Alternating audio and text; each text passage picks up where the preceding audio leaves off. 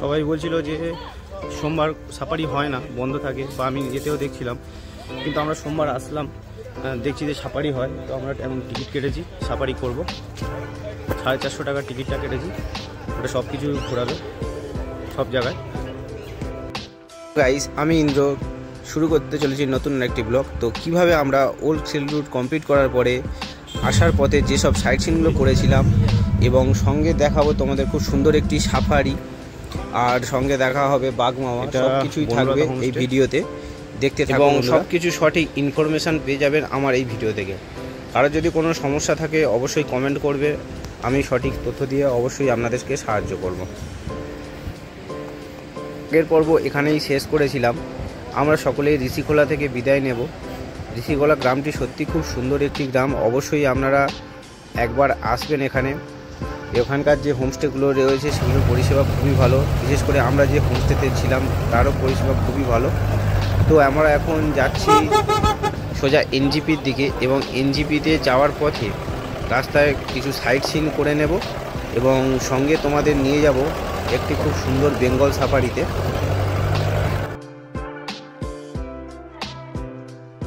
জঙ্গলের ভিতর থেকে আঁকাবাঁকা পথ বয়ে গিয়েছে, এবং খুব মনোরম প্রকৃতি, খুবই ভালো লাগবে এবং খুব সুন্দর এই জায়গাটি।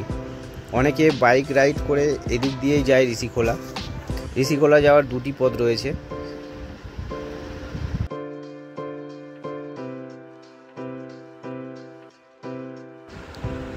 তো আই লাভ রেনক। তো আমরা এখন চলে এসেছি রেনকে। খুব সুন্দর এবং খুব পপুলার এই মন্দিরটি, গণপতি বাবা মন্দির, এবং খুব সুন্দর কারুকার্য করা।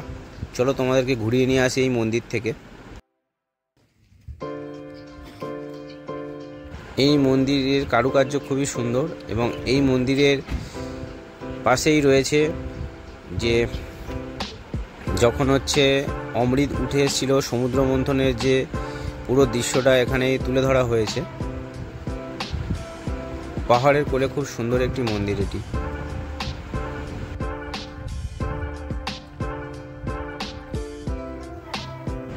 এই মন্দিরের ভিতরে খুব সুন্দর একটি গণেশ মূর্তি রয়েছে, এবং চারিদিকে আরও অনেক রকমের গণেশ ঠাকুরের যে অনেক রূপ সেগুলোর অনেক বর্ণনা রয়েছে।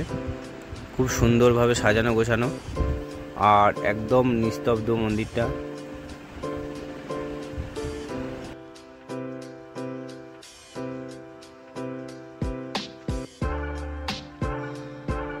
মন্দিরের কারুকার্য খুবই সুন্দর।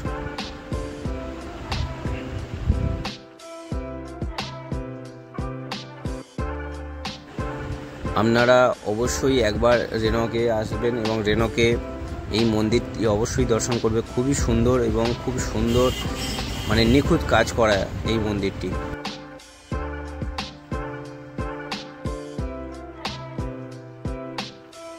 ওল্ড সিল্ক রুটে যারা ঋষিখোলা আসেন তাদের কিন্তু আসার সময় এই সাইট সিনটা করিয়ে নেওয়া হয়, কিন্তু কালকে যেহেতু আমরা অনেক লং ট্যুর করেছি এবং আসার সময় অনেকটা রাত হয়ে গেছিলো, তো সেই কারণে এই মন্দিরটি বন্ধ হয়ে গেছিলো। সেই জন্য আমরা এই মন্দিরটি দর্শন করতে পারিনি। সেই কারণে আজকের বাড়ি ফেরার পথে এই মন্দিরটি ঘুরে আমরা যাচ্ছি। এর জন্য আমাদেরকে আবার একটু পিছনে যেতে হয়েছিল, কারণ এটা আসার সময় মানে ঋষিখোলা ঢোকার সময় এই মন্দিরটিতে গেলে খুবই ভালো, মানে একদম রাস্তার ধারেই পড়ে। যেহেতু আমরা ঋষিখোলা থেকে আবার ব্যাকে গিয়ে এই মন্দিরটি দর্শন করেছি, কারণ এই মন্দিরটি সত্যি খুবই সুন্দর।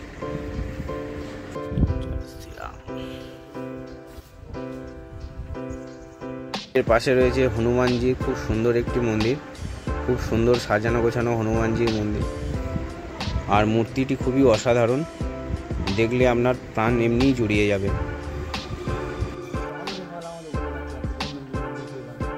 এবং বাইরে রয়েছে যে নবগ্রহ মন্দির, সেই নবগ্রহ মন্দিরের যে মূর্তিগুলো, সেই মূর্তি নবগ্রহ মূর্তি, সবকটি গ্রহের মূর্তি রয়েছে এখানে। চন্দ্র, সূর্য, বৃহস্পতি, শনি দেবতা, সব কিছুরই মূর্তি রয়েছে এখানে।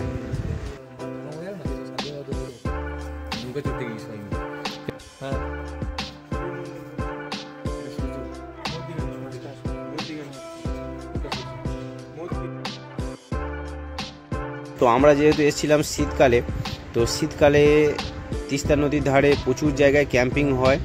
তো আমরা রাস্তায় আসার সময় দেখলাম এখানে খুব একটা সুন্দর একদম নদীর ধারে ক্যাম্পিংয়ের জন্য টেন্ট খাটিয়ে বেশ খুব সুন্দর একটি মনোরম জায়গা তৈরি হয়েছে। তো আপনারা অবশ্যই আসতে পারেন, খুবই সুন্দর। আর শীতকালে এই তিস্তা নদীর জল একদম কমে যায় এবং নদীর ধারে খুব সুন্দর সুন্দর ক্যাম্প গড়ে ওঠে, যেটা বর্ষার সময় বা গরমের সিজনে সম্ভব নয়, কারণ গরমের সিজনে প্রচুর বৃষ্টিপাত হয় এবং তিস্তা নদীর রূপ আলাদা হয়।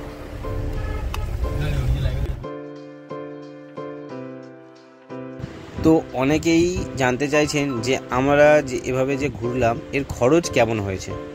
তো খরচের কথাতে আসি, আমাদের যে 3 নাইট 4 ডেজের যে ট্যুরটি ছিল, সেই 3 নাইট যে আমাদের স্টে হয়েছিল হোমস্টেতে, পার হেড 1200 টাকা করে প্রত্যেকটি হোমস্টেতে খরচ হয়েছে। এখানে খাওয়া দাওয়া সবই ইনক্লুড ছিল এবং আমাদের যে গাড়ি 4 দিনের জন্য 14,000 টাকা ভাড়া নিয়েছিল। এছাড়া আমাদের এক্সট্রা নাথুলা যাওয়ার জন্য পারমিট করার জন্য এক্সট্রা 3,500 টাকা দিতে হয়েছিল ড্রাইভার দাদাকে। এবার আপনারা হিসাব করে নিতে পারেন। এছাড়া এক্সট্রা অনেক টুকটাক খরচ প্রত্যেকেরই হয়েছে। মেন যে এই খরচগুলো হয়েছে সেগুলো দিয়ে আপনি হিসাব করে নিতে পারবেন যে আমাদের টোটাল খরচ কত হয়েছিল। সবথেকে বড় কথা, আপনারা যদি গ্রুপে আসেন সেক্ষেত্রে আপনাদের খরচটা অনেক কম হবে। যেহেতু আমরা 9 জন ছিলাম, সেই জন্য আমাদের খরচটা অনেকটা কম হয়েছে। আপনারা যত বেশি জন আসবেন খরচ অনেক কম হবে।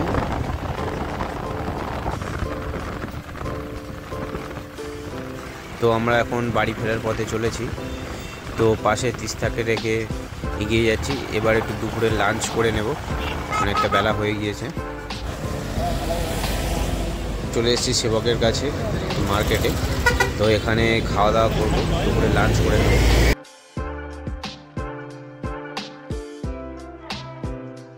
এখন চলে এসেছি একটি বাঙালি রেস্টুরেন্টে। এখানে ফিশ থালি 180 টাকা। তো প্রত্যেকে ফিশ থালি নেওয়া হয়েছে।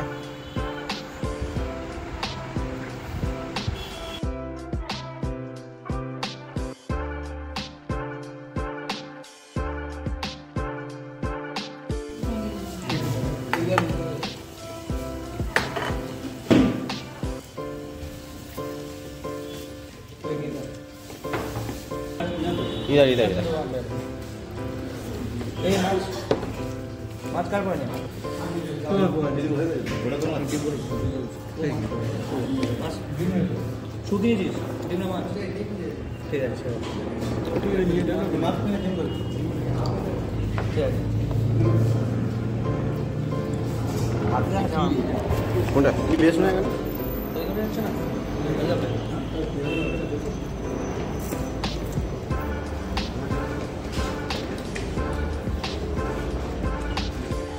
তো লাঞ্চ কমপ্লিট করে সোজা আমরা চলে এসেছি শিলিগুড়িতে যে ওয়াইল্ড লাইফ সেঞ্চুরি রয়েছে সেখানে, এবং সেখানে আজকের আমরা সাফারি করব।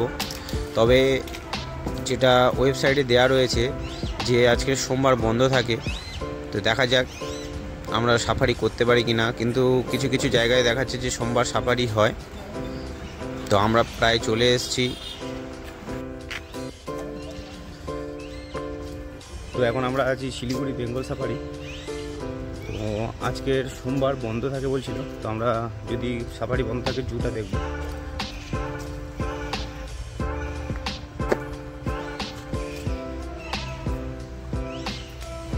শিলিগুড়ি বেঙ্গল সাফারি অনেকটা এরিয়া জুড়ে রয়েছে, বেশ বড়। আমরা অনেকটা হেঁটে হেঁটে যাচ্ছি টিকিট কাউন্টারে, এবং সেখানে গিয়ে টিকিট কাটবো এবং সাফারি হবে কিনা সেটা জানবো।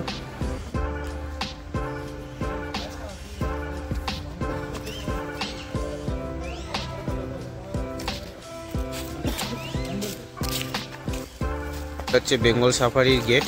তো এখানে আমরা বেঙ্গল সাফারি যে টিকিট রয়েছে সেখানে টিকিট কাটবো এবং জেনে নেব যে সাফারি হবে কিনা।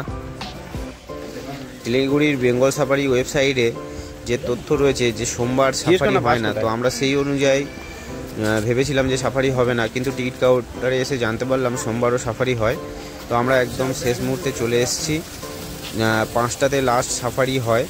তো আমরা টিকিট কেটে এগিয়ে যাচ্ছি, 5টা বাজতে 10 মিনিট বাকি। চ তোরা তো হাঁটতে পারতি ভালো হয়, তুই একটু আগে যা, আমার পায়ে লেগে যাবে, গজে যাচ্ছি। সবাই বলছিল যে সোমবার সাফারি হয় না, বন্ধ থাকে, বা আমি যেতেও দেখছিলাম, কিন্তু আমরা সোমবার আসলাম, দেখছি যে সাফারি হয়। তো আমরা এখন টিকিট কেটেছি, সাফারি করব। 450 টাকার টিকিটটা কেটেছি, ওটা সব কিছু ঘোরাবে সব জায়গায়।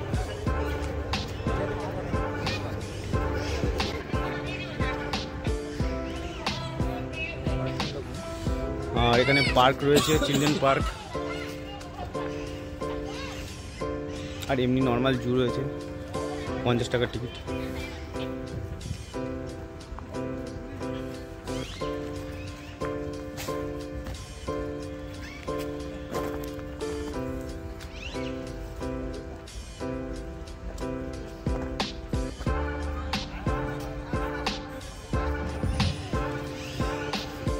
বেঙ্গল সাফারিটা খুব বড় একটা এলাকা নিয়ে তৈরি, তো এখানে বাচ্চাদের অনেক অ্যাক্টিভিটিস রয়েছে, বাচ্চারা এলে খুবই খুশি হবে।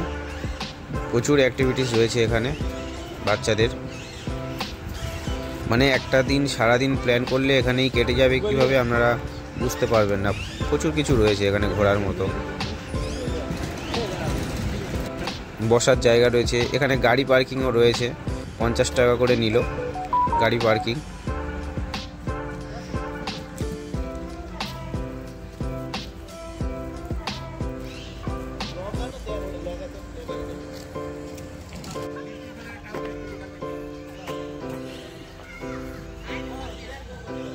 এখানে জু রয়েছে, 50 টাকা দিয়ে আপনারা সব কিছু দেখতে, পাখি রয়েছে বিভিন্ন ধরনের।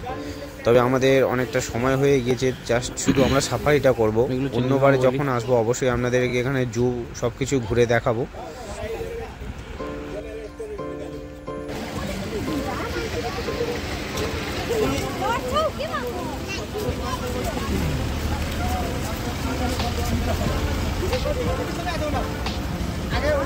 কয়জন উঠবে তাহলে? 12 জন হবে।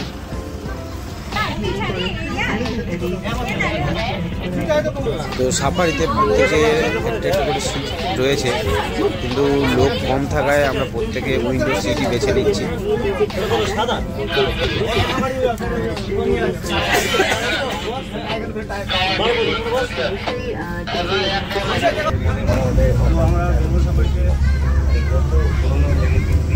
সন্তুরা বাদ থেকে বলে চলে এসেছে সামনে কপাল কুণ্ডলা।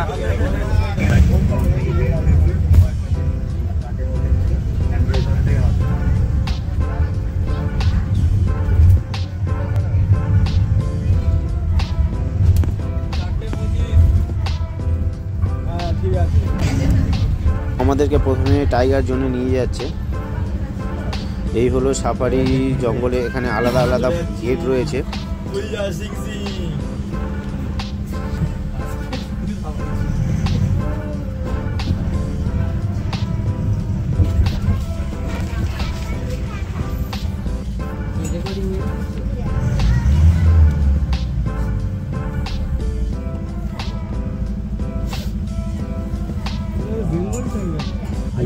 রয়্যাল বেঙ্গল টাইগার, হ্যাঁ একটা পাঞ্চ করলে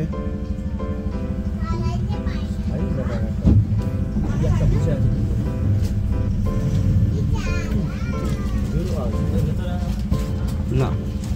হ্যাঁ হ্যাঁ ভিতরে মামা মামা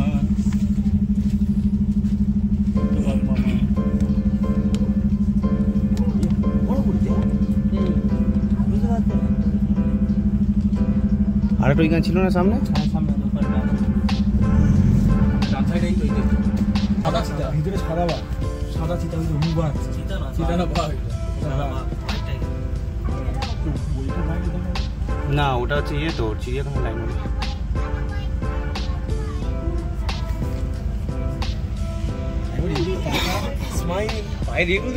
ভিতরে সাদা বাঘ ওটা।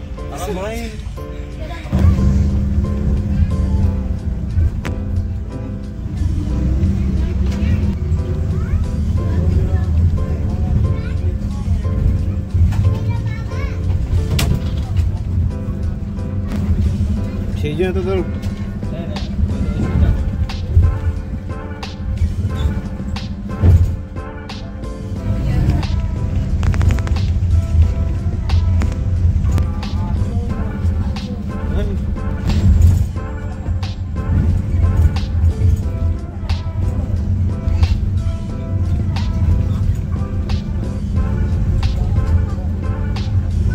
যে শিলিগুড়ির যে বেঙ্গল সাফারি রয়েছে, এই শিলিগুড়ির বেঙ্গল সাফারি অনেকটা আলাদা ধরনের। এখানে জঙ্গলে বাঘ ছাড়া রয়েছে, কিন্তু বাঘগুলোকে আবার খাঁচাতে বন্দি করেও রাখা হয়। তো অনেক জায়গায় আমরা সাফারি করেছি, যেমন জিম করবেটে, সেখানে পুরো জঙ্গলের মধ্যেই বাঘ ছাড়া থাকে, সেখানে কোনো খাঁচার ব্যবস্থা নেই। কিন্তু এখানে হচ্ছে বাঘগুলোকে খাবারও দেওয়া হয় সব কিছু, কিন্তু জঙ্গলের মধ্যে একটা এরিয়া ভাগ করে করে রাখা আছে, সেখানে বাঘ বা অন্যান্য জীবজন্তু সব কিছুই ছাড়া রয়েছে।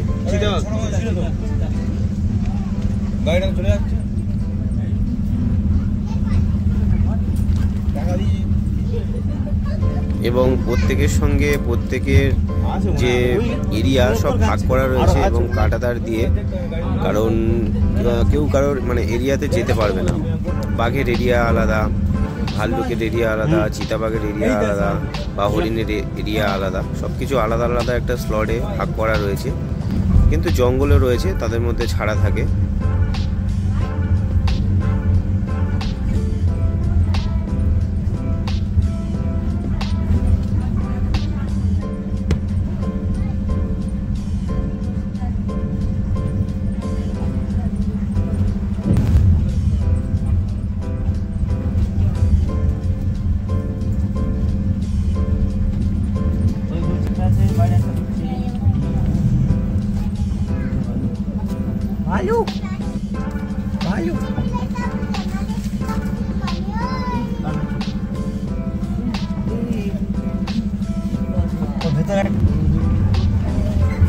এই জঙ্গল সাফারির অংশটা হলো, আমরা যখন দার্জিলিং বা গ্যাংটক যাই এনজিপি বা শিলিগুড়ি থেকে, একদম রাস্তার ধারে যে জঙ্গলটি পড়ে প্রত্যেকেই লক্ষ্য করেছেন, এই জঙ্গলটি হচ্ছে বেঙ্গল সাফারির একটি অংশ।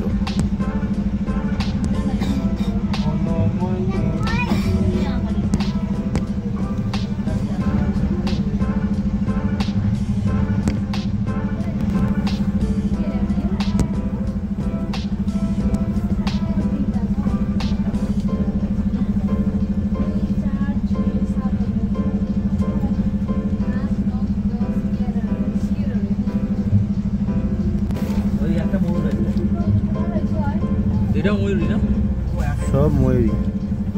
না গো তাও নেই।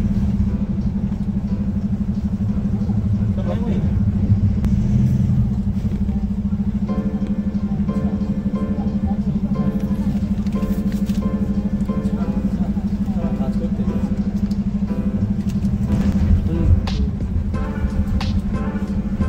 এই সিঙ্গল আছে।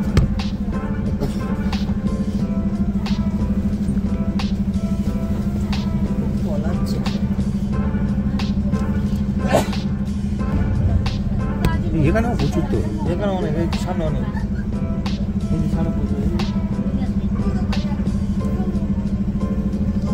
পাতা খেতে খেতে রেগে গেছে। পাতা ফেলে দেয় স্মাইল। এই হয়তো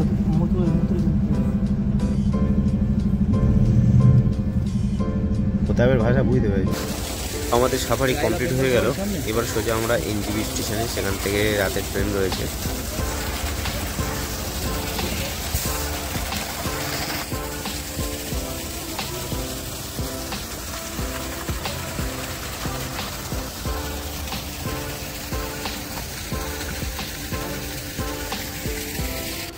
এই বেঙ্গল সাফারিতে আপনারা যারা গাড়ি পার্কিং নিয়ে চিন্তা করছেন, এখানে প্রচুর জায়গা রয়েছে গাড়ি পার্কিং করার। বড় গাড়ি 50 টাকা, আর ছোটো টু হুইলার 20 টাকা। বাসও পার্কিং হয়, তো প্রচুর বড় জায়গা এতে।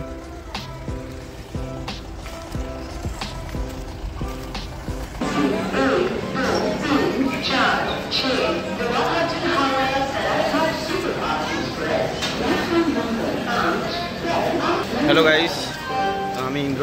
তো শুরু করছি আজকের দার্জিলিং মেলের রিটার্নের ব্লগ। তো দার্জিলিং মেলে আজকে আমরা বাড়ি ফিরবো। এখান থেকে সোজা যাব শিয়ালদা, ওখান থেকে বাড়ি। তো এখন দাঁড়িয়ে আছি এনজিবি স্টেশনে।